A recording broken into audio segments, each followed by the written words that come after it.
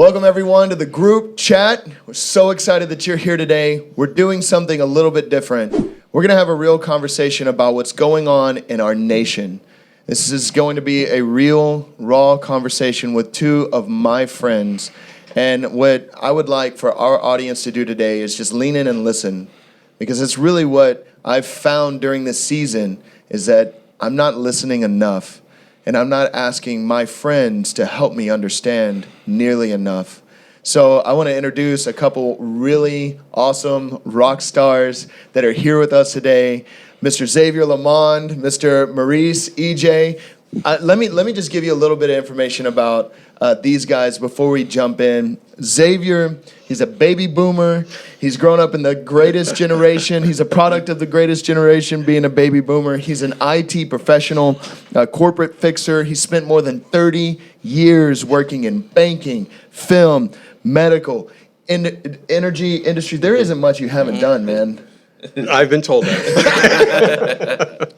He's currently the CEO of Mvmt, which is a direct primary care, which is a healthcare service provider aiming to provide better, less expensive medical care without the need for health insurance, which is a massive move in the medical industry. And he's also a life group leader here at CT Church. He's a part of the family at CT. If you're looking for a life group to connect to, him and his wife, Shelly, they lead an extremely awesome life group. And I want to introduce Maurice, Ijeh here as well. He's a millennial, man. We're getting the spectrum. We got baby boomer to millennial. He's a college graduate, Texas law enforcement officer. Thank you for your service. I know during this time, things are more stressful than they've ever been as a law enforcement officer, man. So thank you for your service, for your willing to protect and serve. He's not only a local Texas law enforcement officer, he is a avid gamer. He's tearing up. What are you tearing up right now? What's the game? Call of Duty. He's Call of Duty Pro, huh? Yes, sir. Okay, let me find out. You willing to throw out your name on Call of Duty, huh? The Truth 34, 1.32 KD. Ooh, that was hot right there, man. He's also a basketball fan. Where you at? Of course, you have to be a Rockets fan, but also I'm a LeBron fan, so I like the Lakers right now. I'm excited the NBA season starts July 31st. All right, that's exciting stuff, man. Also, Maurice is on our security team here at CT Church, and he's a part of the fam. He's a rock star here, and so I'm just excited to sit down with you guys and, just to give some context, this year we've seen some things develop and come out in media, I think, at a higher level of awareness than we've ever seen with the advent of all the phones that are taking video, people being on scene or having the wherewithal to capture something. The Amy Cooper video, it was shocking to see a woman take an idea and twist that into a weapon. If you haven't seen the video, check that out for yourself. A gentleman asks another woman to put her dog on a leash in an area in the park, and it escalates. He has enough, wherewithal to pull out his phone to say this could get bad, and it did. It went really south, and she informed the police. She first threatened him by saying, I'm going to call the police and tell them that there's an African-American man that's being aggressive to me and my dog. And then she takes the next step and she calls the police. And so there's been some justice in that interaction. She has issued an apology. There's been legal steps that have been put in place. There's been ramifications for her actions. But the idea, man, of using a real construct against another human, we see all of the media around the Albury case. A young man is jogging. This group jumps out of their vehicle. It's all caught on camera. Now, as a public, we're not just hearing a story, we're seeing it unfold. And of course, Mr. Floyd and what's happened in around his case, where you have a man taking his last breath on camera And I think maybe bringing more awareness now. Well, that's exactly what's happening. Right. It's more awareness is coming through because sadly, each of these incidents aren't really isolated incidents. That's that's the reason why so many people are up in arms and people are protesting, because this has been going on for some time. Yeah. As you said, technology now has meant that now we're catching, some of these things. And so a lot of the community was going, this is what we've been talking about for decades, and now we're finally, you can see what we've been talking about. Mm-hmm. And then when, they were found not guilty, that's when the riots broke out, because they said, well, if you can't convict somebody based on the evidence that you're seeing right here, then there's no chance. And so you've got a lot of people right now who are feeling, we haven't made any progress since then. Yeah. But this is something that goes back, to the LA riots of the 60s, complaints going back, all the way back to, to the Great Depression and beyond, for people. And so, yes, I applaud you for just asking the question, or saying, help me understand. Yeah. Because not enough people are really asking that, that kind of a question. And I think people are just confused in general about the protest in general. Mm-hmm. I've heard many people ask, is this truly about George Floyd? I tell them no. No, right. George Floyd is the straw that broke the camel's back. Mm-hmm. It shed light, a man pleading for his life. A lot of people connected to that because they saw it, his last breath. Mm-hmm. People are telling him, hey, get off him. He can't breathe. A fellow Minneapolis firefighter also telling them, I work for the city, you need to get off of him. These things have brought light, and now the protests, I believe, did what they were intended to do. Now we're sitting here having this conversation with you, Nick. Yeah. Right. And I appreciate you guys being here, man, as my friend, as a part of our family here. And I gotta be just really transparent. Everything that's in the news, I have disdain for, because it's always spun. Mm-hmm. And there's inside of me always pushback against what's being reported, because it's being reported through a lens. And, this is just me, guys. I mean, I don't have any scripts. I don't have anything other than just real honest evaluation of myself. I was really challenged when a friend of mine shared a story about her family being in Branson, Missouri, and seeing a Wild West cowboy shootout. And she shared that after that shootout, they went into the gift shop, and her son wanted to buy a pair of cap guns. He was really excited, and she had to explain to her son, no, baby, you can't have those. Mm-hmm. You can't have those. And she said, I told him he can't have those guns because I worry about my son. There was a 12-year-old who was killed by law enforcement officers whenever there was something happening at a park. Someone called. There's a guy with a gun, and this kid lost his life. And so my friend is like, I don't want that to happen to my son. And if I'm going to be real and honest, and I feel that I have to be, I think there's a large group of people that say this is the extreme. What's happening to George Floyd in the Cooper case for Albury, this is the extreme and not the norm.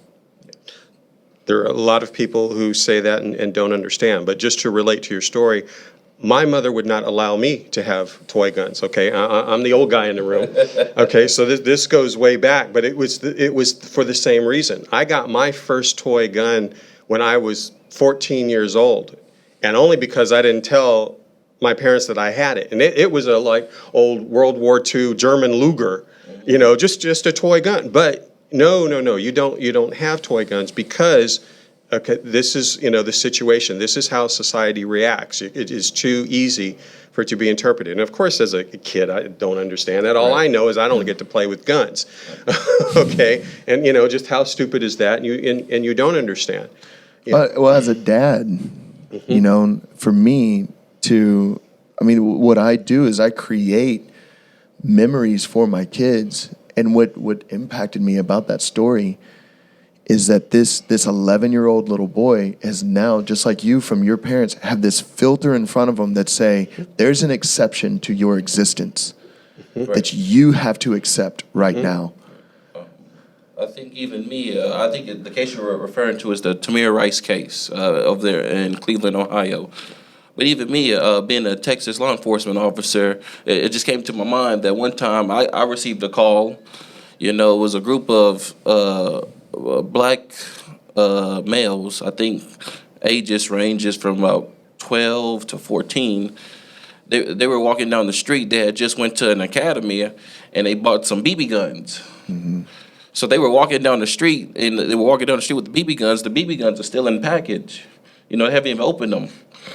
And I remember a call went out stating that, there's 4 black males with guns. They just robbed a store. It wasn't one it was multiple people calling. So, I'm in the area. Myself and 2 other black officers responded. And we saw who it was. We were just kids. We were just like, we didn't escalate the situation. As soon as I saw it was kids, I was just like, okay. Of course, I approached them with caution, but once I saw the guns were in the package, I was just like, oh, sorry, young men. We got some calls stating that, some concerned citizens were concerned that, you guys stole these guns or were out here planning to shoot people. We got calls that you guys were pointing them at vehicles as they drove by. So I was just like, just be more aware of your surroundings. One of you guys had a backpack, just put the BB guns you bought in your backpack and then just walk on home. Wow. See, now this is a reality that I'm beginning to realize that I don't understand.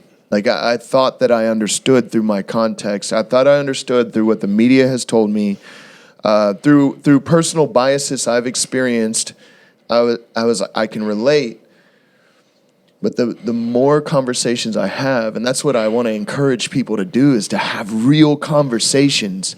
We're looking at Facebook and the media, and we're looking at other social media, and we see the fighting and the defensiveness.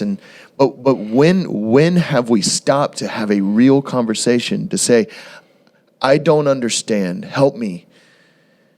Help me understand. I don't get it because I've never had that type of an experience where because I exist, limitation is put on my life. Mm-hmm. I'm an 11-year-old kid. I just got excited about a Wild West shootout, and now I have to live with the everyday reality that I have to live a different life. Well, that is really just a given as a black man in America. Okay, and a lot of people don't understand it, and very few ever ask the question. So part of what we're dealing with, and people assume that their experience is everybody's experience, regardless, and it doesn't matter if you're white, black, or red, or yellow, or it makes no difference. You have to stop and say, well, wait a minute, ask what is your experience, or where are you coming from, or help me understand that. Okay, because every black male that I know has had what we call the talk. Now, Mo and I just met recently, and when I mentioned the talk, he knew exactly what I was talking about. Okay, and we'd never, we just met. The talk is the warning so that when you come of age, and that age seems to be getting younger and younger every year. Correct. Okay, when you come of age, look, you do not act certain ways in public. Okay, you do not do certain things. If you get pulled over by the police, you remain calm. Okay, you keep your hands on the wheel. You don't talk back. You don't do this because you could lose your life. Wow. Okay, I don't know of any of my white friends who have had this talk, regardless of where they grew up. Mm-hmm. Yeah. Okay, but every black man that I know has had it. Yeah. Okay, and I just found out just in terms of talking to people on occasion, I didn't even know when I got the talk that everybody got the talk. I didn't know it was the talk. Okay, I just knew my cousin, because my father was away, my cousin sat me down and said, look, okay, this is what you need to know. Okay, you don't need to be stupid. You don't need to do this. You don't need to do. You need to mitigate your behavior, okay, because of that. Now, for me, it was, well, okay. I mean, I could see the reasoning in it, all right? But the fact is not everybody responds that same way. And a lot of what you see that goes on are people going, I shouldn't have to live like this. And you know what? They shouldn't, okay? But it's just a reality. Okay, I accept it as just a reality. Okay, it's just one of those things that you have to do, one of those things that you have to put up with. Okay, and we all have various things that are like that, but in our case, those things we have no say about it because of the color of our skin. Yeah. We didn't choose that. Okay, or there's nothing that we can do to change that. Mm-hmm. Okay, and so it is just something that exists and that is real. And so when people talk about, there need to be changes and people need to be aware, the first step to all of this is having a dialogue. Yeah. Okay, and it is with people who want to try and understand. It's not, it doesn't come naturally, if you will, but it's just the reality of existence. And it's been that way. If you go back and you just study the history, the real history of Black America and how things have gone, okay, a lot of what exists, it exists because, well, I'll just be real. Since we're being real, I'm just going to be real. If you are going to have a population enslaved, okay, you have to dehumanize them, okay? Because you can't, if you don't dehumanize them, then there's a problem. So they are subhuman, okay, and we're like real humans. Okay, so we can go back 400 years. You can actually go back much longer in history. But let's just say of America. You go back, and so attitudes were projected in order to keep people suppressed. Okay, and a lot of these attitudes were really just, this is what we need to do in order to maintain our status quo or our style of life. And so these things were projected. Okay, and this is what people began to believe and have believed. And unfortunately, just without going into all of it, these attitudes have been carried down for all this time, okay, in various ways. And they don't just affect how white people view Black people, but how Black people view white people, how Black people view Black people. Okay, this is not just a us against them thing. This is everything that we see. And unless you can become conscientious enough about it to go, okay, I need to step back and where's this really coming from? Then you just kind of accept it. It's just the norm. Okay, that's why people don't ask the questions, okay, that you're asking. Okay, because they just make an assumption, why can't that person just do this? All right, well, there are a lot of reasons, but it takes work, it takes research. You need to understand, and you need to be willing to go, okay, I'm going to try and see past what I've just assumed, everything that I've assumed, to really kind of get to it. So in understanding perspective, what you've experienced in life as a baby boomer, is your personal experience the same for the millennial generation? I mean, is there a continuation that's happening, or is there significant changes happening, Mo, from your parents' generation to now? Are you seeing that there's just a continual, constant thread, or help me understand what's happening? Well, I tell people this: things have gotten better when it comes to the African American community, but things have also stayed the same.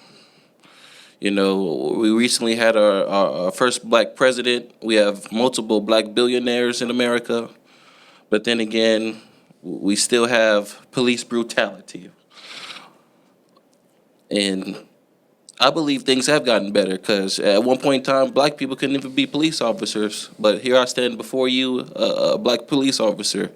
And I'm pretty sure with all the titles you have, a jack of all trades, you couldn't do the things you could have done back in the day. Right. So things have gotten better, but like I said, things have stayed the same or even gotten even worse. But as you referred to the talk, I remember I was probably the first time I had the talk. I would probably say I was going to middle school, and my dad told me a story. He was in college at the time, about how there was a certain path he had to take. My dad, the hardest working man I know, my dad.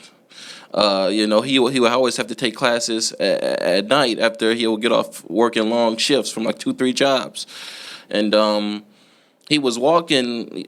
Well, it'll be late at night. He'll walk to his car, but he'll have to be the last one out because he didn't want to be seen walking next to let's say a Caucasian female. One time he caught himself doing it. He just walked into his car, just had a long day, but then he thought about it, like, oh, well, she might think I'm about to be a victim of a crime. So, he stayed back and was just like, oh, let me just go use the restroom, get a drink of water, and then walk to my car.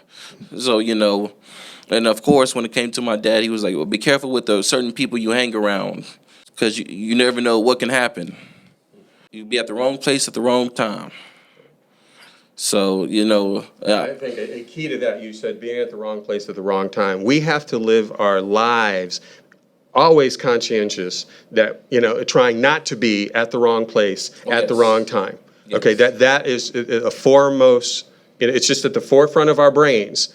Okay, it's just to try not to do it. Just like your dad said, if somebody, if a white woman was walking out, you just don't want to be too close, yes. Because if she feels threatened, that's all it would take. We could have another Amy Cooper situation all over again. And the Amy Cooper situation, and this isn't the first time that this has happened. You can go back, for the audience, go back and look up the Tulsa, the Tulsa bombings, where they bombed Black Wall Street. Right. Yeah, right. The Tulsa Riots, 1923, I think it was. Okay, because a white woman accused, a black man of something. Okay, and he wasn't just the one who suffered for it. Okay, the entire community was burnt to the ground. Wow. Okay, just based on an accusation. Or you could just look back at Emmett Till. Mm-hmm. He was just accused of whistling. Just accused, right? At a white woman, and killed him, lynched him, shot him in the head, and then they had an open casket funeral just to show, look what they did to my son. Mm-hmm. Wow.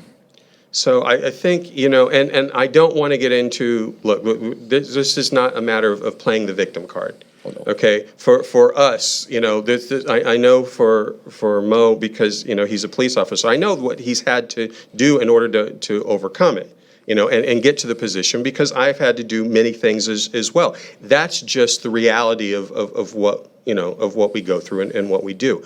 I am not even complaining about it. That's just life. Is life fair? No, life's not fair. Okay, and so, but there are a lot of people now who are just to the point, I can't take this anymore.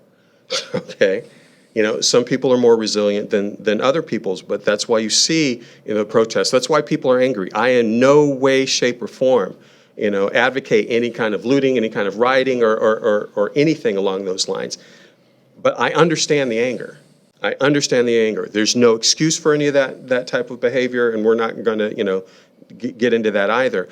All I'm pointing out is that these are realities of some people's lives, okay? And there are other people who just don't understand it because they have no frame of reference for it, okay? And yes, most of America does not have a frame of reference for it, but that does not mean that you can't be empathetic, you can't be sympathetic, or just even be aware.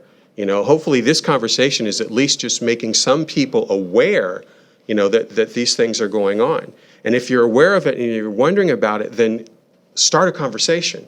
Just ask. We're not trying to solve, America's problems right here. We're just having a conversation. Correct.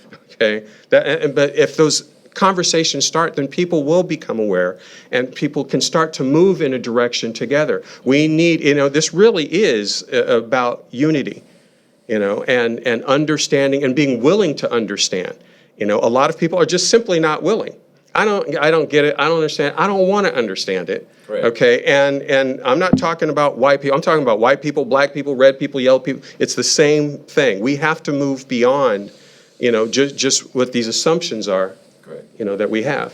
When it comes to racism, just like we sit here and talk with you, Nick, some people couldn't do this because they will feel that they just look at you, they'll just say, "Oh, racist." Just like I remember you told me that story of that that lady who came to your life group, who told you that, when you offered her a piece of pie, she didn't eat it because she was taught that, whenever a white man gives you something, it has poison in it. So, it's up to us as well to hold our own community accountable, just to be like, hey, not every white person you see is, quote unquote, the white devil. Yeah. Right. I the thing that I've struggled with the most is having to come to terms with the idea that I don't understand, man. I haven't had to live that life. And I am making a conscious decision to begin to pursue understanding, because I'm at the beginning of this. I've listened to powerful speeches from powerful leaders within the civil rights movement. I've listened to perspectives on different lifestyles. I've been a part of interracial communities, multicultural communities. I come from a blended family. My stepfather's family is Hispanic, and there's all multicultural experience there. And so within my context, I want to say, I get it. I understand. How do we move on? But I'm starting to understand that I don't get it. I need to seek to understand. Okay, then my question to you, Nick, is what is it that you feel that you don't understand?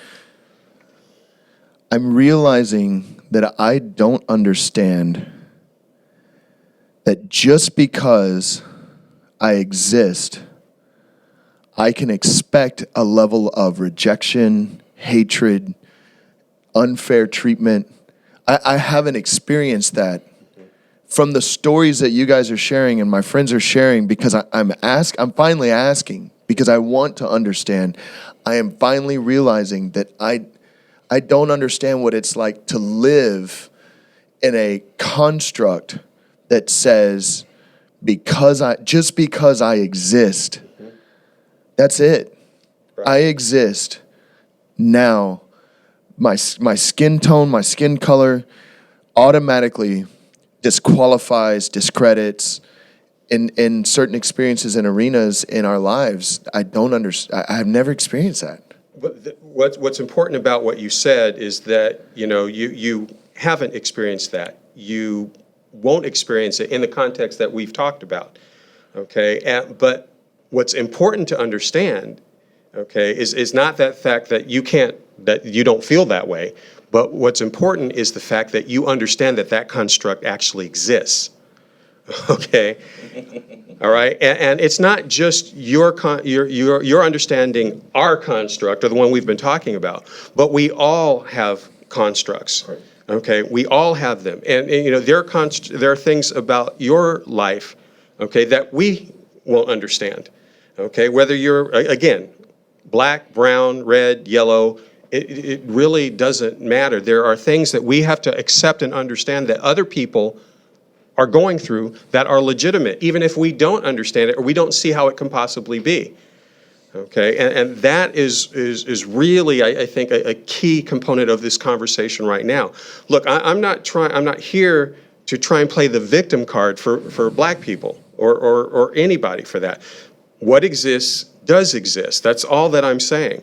Okay, and if I can just get you to understand that this is a reality, or get people to understand that this is a reality for other people, okay, then we can start to have a dialogue. Yeah. Okay, and that's what's really important.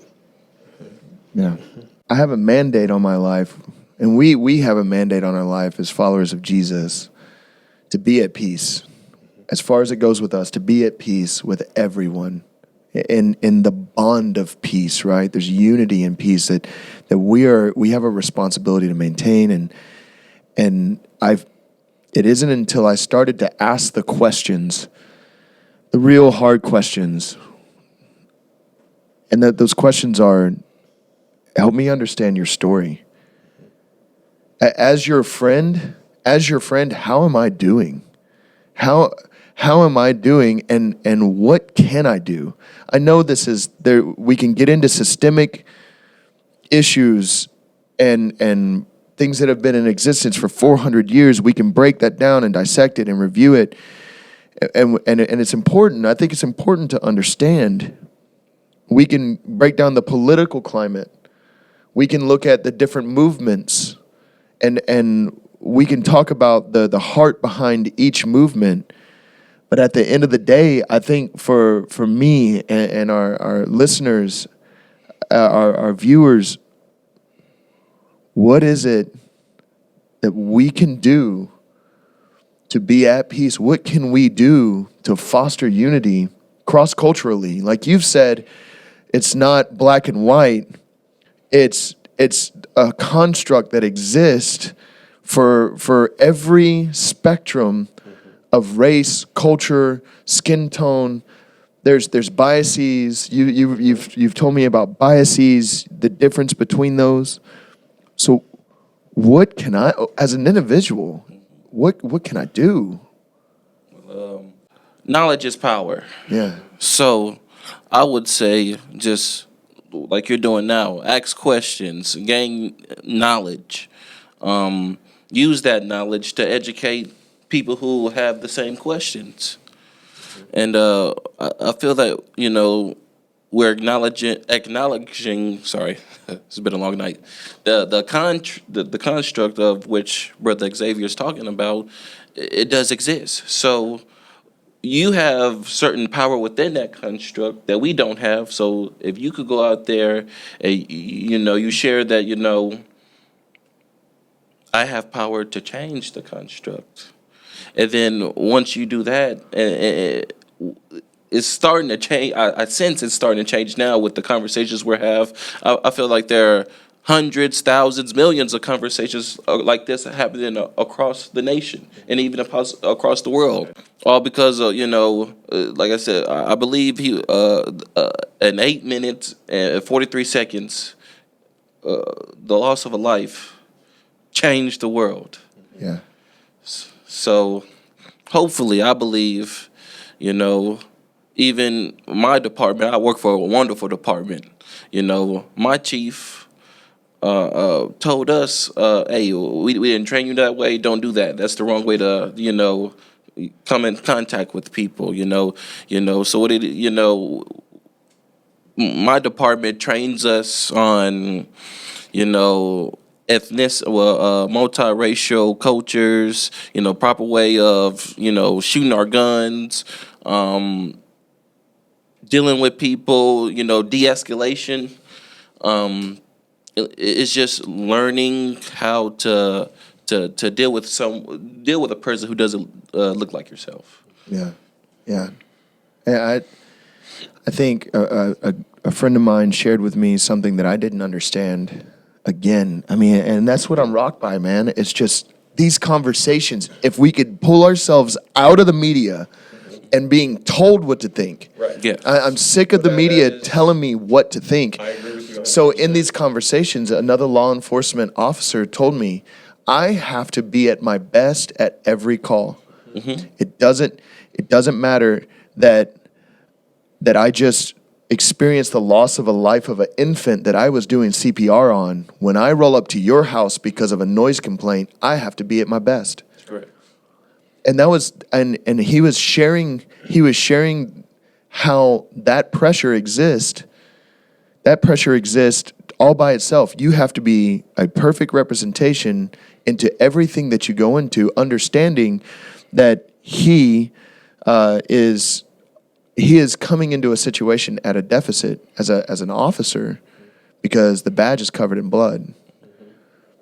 And as an African American officer, he really felt that pressure in assessing a situation, taking the right approach. It helped me to understand what life looks like for someone that I care about. And acknowledging that there's a problem, it doesn't put you into a political position, and it doesn't put you into a position to stand up and fight. it should put you into position to say, let me just have a real conversation. Right. And that is very important. What you said about the media is important, and what you've said about, the politics of the religion of politics, I should say, is very, very, very important. Because what we really need to do, and what we really need to say, well, let me back up, then I'll get to what I was about to say.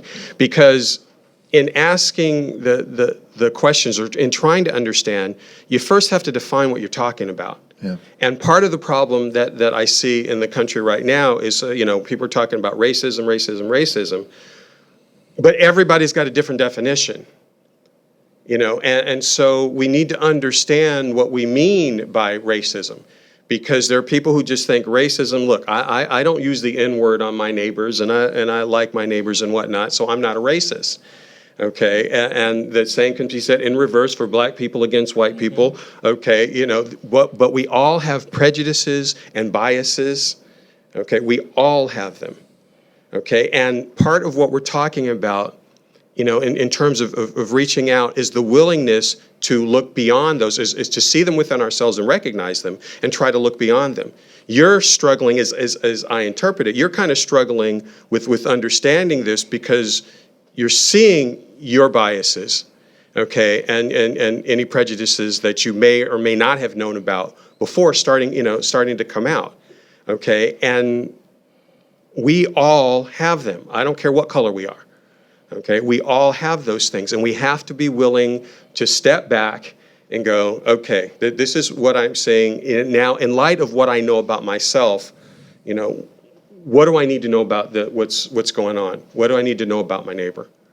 Okay, and we have to define this. So, racism is not just the worst of the worst that we see. All of these subtle, unconscious, biases and prejudices, and some that are not so unconscious, okay, all contribute to this discussion of racism.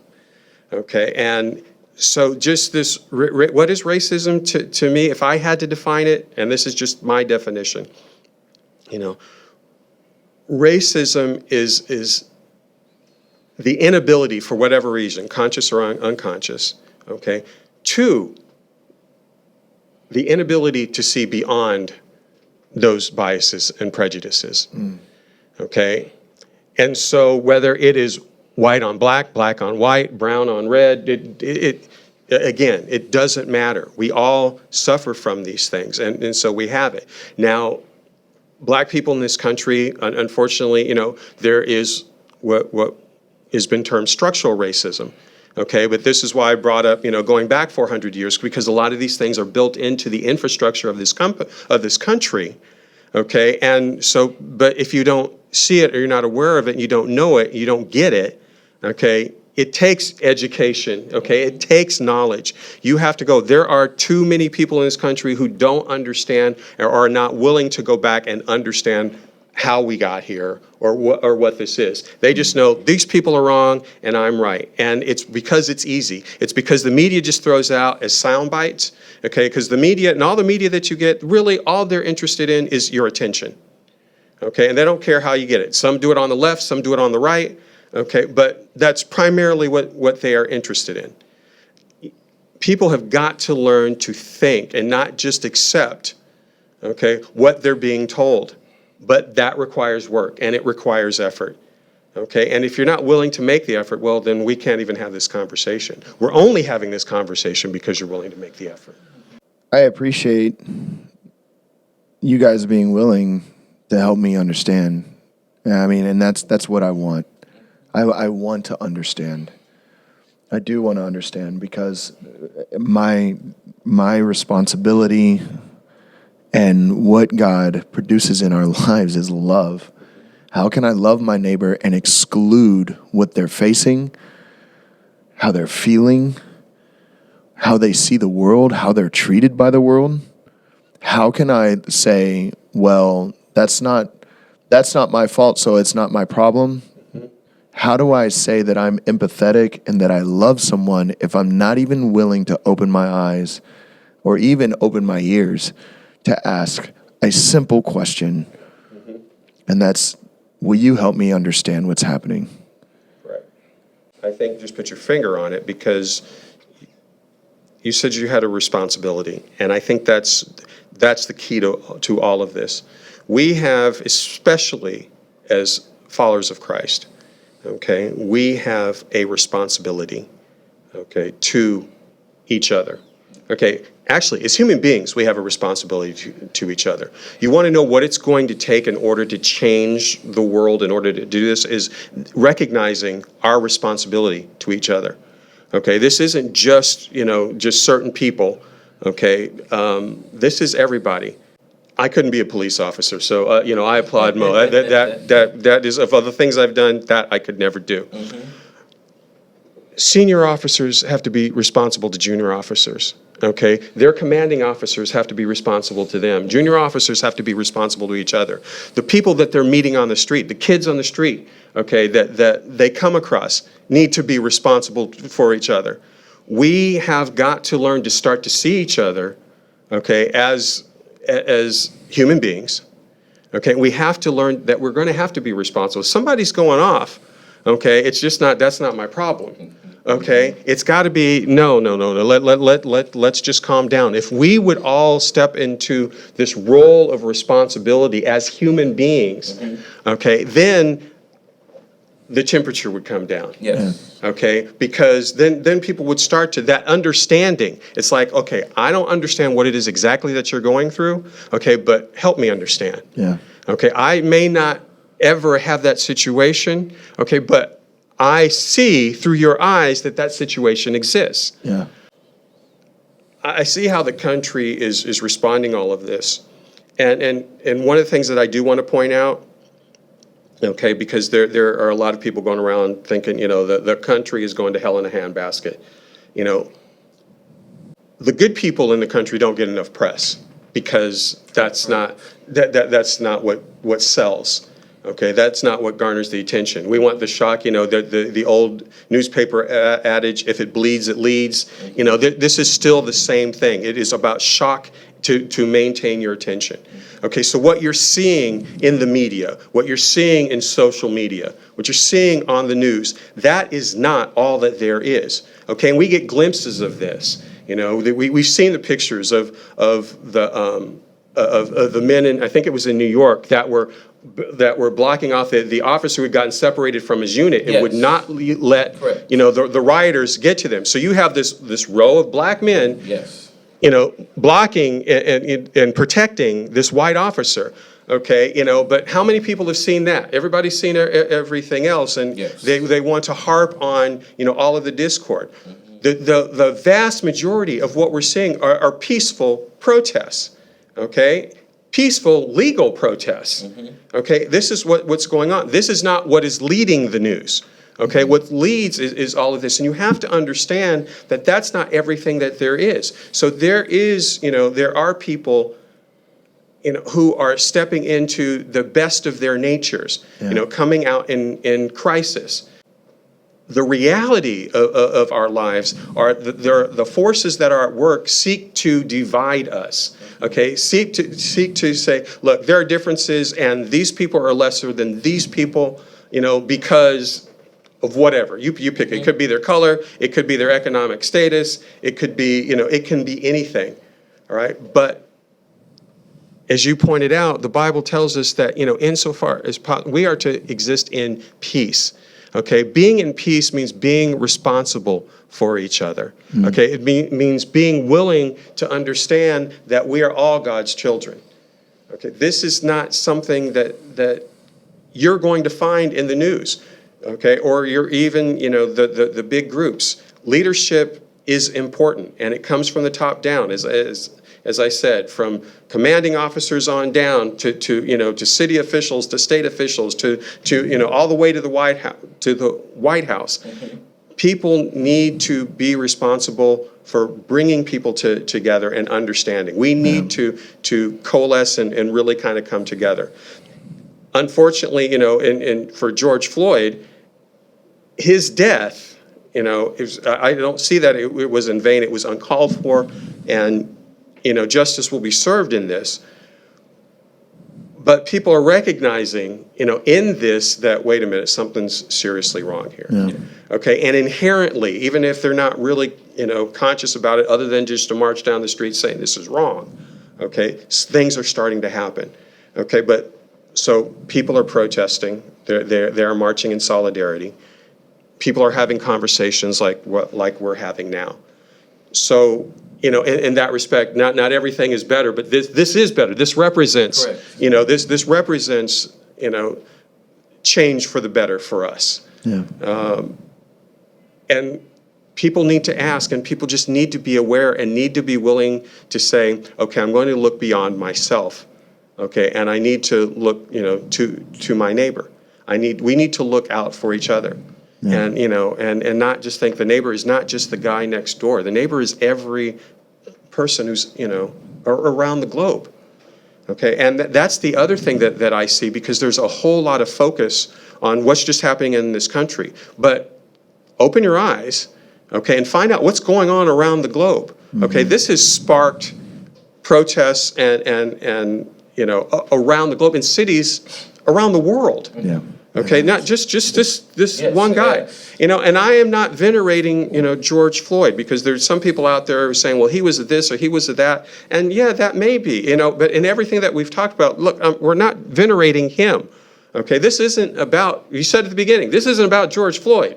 Okay, this is about a whole lot more. This is about some systemic problems that we are experiencing or that are going on in the world. Okay, that there are forces, and as believers, okay, we know that there are dark forces that are at work. Yeah. Okay, but if we will step into the role and responsibility that Christ gave us, okay, then we can be shining lights to other people, okay, and turn them into shining lights to other people, and turn them into shining lights to other people. That's so true, man. And I really want to hear your perspective, Maurice. Xavier said something poignant. He said, having these conversations with people and asking the questions, it brought up a question in me. How often are people asking to understand your perspective? Has that ever been anything in your life where a conversation like this, someone comes to the table and says, hey, how can I understand what's going on? Like your personal experience, Mo, what has been your experience in life? Is this a question that people are willing to approach? Is this something that you've been able to talk about in the past? I've had conversations with officers, and I tell them, based on, like you said, the media controls everything, So the media puts out there that, police officers are just murdering African Americans. And I tell them, well, that's what the media puts out. So naturally, they're afraid of you. So, when they see you coming, they tense up, they get nervous, they want to run. That's just how they were raised, that, hey, the police come, run, So me personally, growing up, like I said, my dad's from another country. He's from the great country of Nigeria. Came over here. Like I said, he experienced many things. Due to the fact that at the time he had an accent, he went through a lot. Not even having, you can't even walk to your car without, checking the area, make sure I'm by myself. Yeah. And then I recently learned a story about how, when he graduated cum laude, 3.72 GPA. And some of his counterparts, they used to come to him for questions. He was leading all the tutoring sessions and whatnot. And, you would think he graduated top of his class. You would think he'd have job offers lined up. He got his degree in accounting, but he didn't have the job offers like some of his counterparts had, even though he had way better grades than they do. So, me hearing these things, growing up, I would say it influenced me a little bit, to just go out there. Hey, I have to, put in the work. My dad has the greatest work ethic I've ever seen. I've never seen my dad take a day off of work. He's been dog sick, but he's always at work.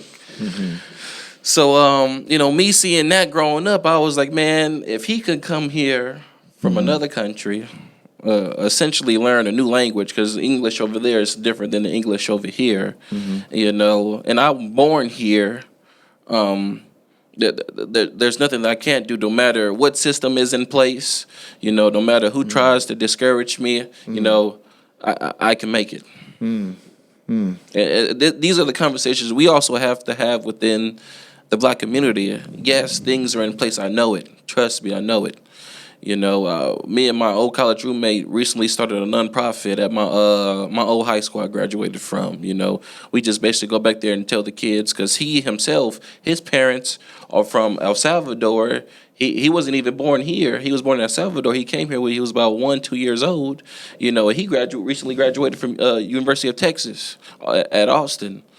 So I understand it will be hard. Okay. Due to the fact that, the system wasn't made for us, but you can succeed. It's up to your choices. You control your destiny. I know there's some outside influences, but I just want to let people know you control your actions, okay? So go out there, make good decisions, and just be good people. That's excellent, man. If there was some central message on this platform that you could get out in front of people, Maurice, what would it be? For me, it's be the change that you want to see. If you want to see certain change when it comes to law enforcement, the way, the construct of which we speak of on both sides, just go out there, be the change. Go be your local mayor, governor, Senate, Congress. Go out there and be that change. So that way, you could do things your way. So just be that change that you want to see, and then that way you could see what you want to see in the end. Man, that's powerful. Living out the change that you want to see. Xavier. That is good, and I think, that question is a little difficult for me, only because I know that a lot of people watching this are going to see what they want to see. Sure. And so I can't speak to everybody, but the people that I can speak to, if anything that we've talked about kind of resonates. Yeah. And get you to think and get you to just wonder and just say, where am I, or help me understand, then ask. Okay, ask the question. Go to your friends. Go outside your circle if you have to, because this is important. This country needs change, but the reality is that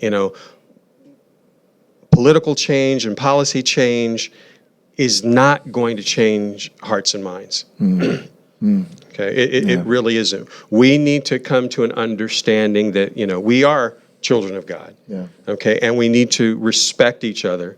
Okay, and be responsible for each other. Yeah. Okay, and that is really most important. If anything, you want to give God room to work in your life. Yeah. And by asking the question, then you open yourself up to new perspectives, and not just hold it, or this either doesn't concern me, or it's not something that I'm interested in. My neighborhood isn't like this, or whatever. We are a global community. Okay, regardless of what color our skin is. Okay, we all belong to the same community, and I know that there are a lot of people who don't believe that, who don't want to believe that. Okay, but I believe that there are more than enough people who do. Okay, and that is what's going to change. What I feel is going to change the world. That's powerful, man. Being the change, being willing to engage in understanding, and that's the pursuit of my heart as well. The next step, I think, for all of us is to have face-to-face conversations, to stop hiding behind a social media profile. Stop hiding behind a screen. Look someone in the eyes and ask them, how are you doing? How is this season for you? What is life like for you right now? And if you're really willing to examine your own heart, then don't come to the conversation with a lot of buts and did you think about and what ifs. Just listen. And I think if we can take the time to just listen and allow Holy Spirit to build empathy in our hearts for one another, real peace and real unity can be built in our communities. So I'm going to continue, guys, to just seek to understand. That's my goal. I think that is absolutely, what we need to do. I want to emphasize also, because as you said, you want to talk to people, but we want to have white people talking to black people, but we want to have black people talking to white people too. Okay, it works both ways. Yeah. Okay, so I want to emphasize the same thing for for communities of color. Sure. Okay, and just say, look, there are people. Not everybody is the same. Absolutely. I told you before we started. The description, white people. Okay, that's an accurate description of you. Black people, a person is an accurate description of me, but it doesn't say anything about who I am or who you are. Exactly right. Okay, nothing. And we need to get beyond those labels. Yeah. Okay, and accurate, again, though they may be, they don't say anything about the person. Mm-hmm. And if you're in a position where you think that they do, that's a problem. I don't care where you're coming from. And that's a great reminder. This is a real human experience. It's a human experience, and it transcends boxes that we put people in. So take the time, have the conversations, seek understanding. I want to thank Maurice, Ijeh, thank you so much for being here, sharing your perspective with me, and being willing to share on our group chat podcast. No problem. And Xavier, LeMond, man, thank you for insight, for unpacking real construct, real thoughts. Thank you for asking. Yeah, bro. Yeah. But if you guys are looking for a church home, Christian Temple right here in the great city of Pasadena, come join us. Worship God with us. We're out here. We're trying to change lives for the better. Yeah, that's right. Amen. That's right. Yeah, better believe it. So thank you so much for hanging with the group chat. Remember to like, follow, subscribe. On our YouTube channel, you can set your notifications to get new updates on when these videos will be posting. We post every week.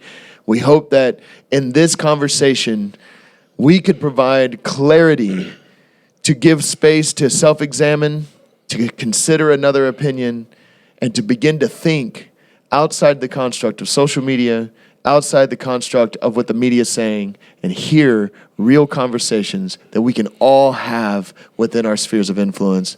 Hey, thanks again for watching. We love you so much. We'll see you next week.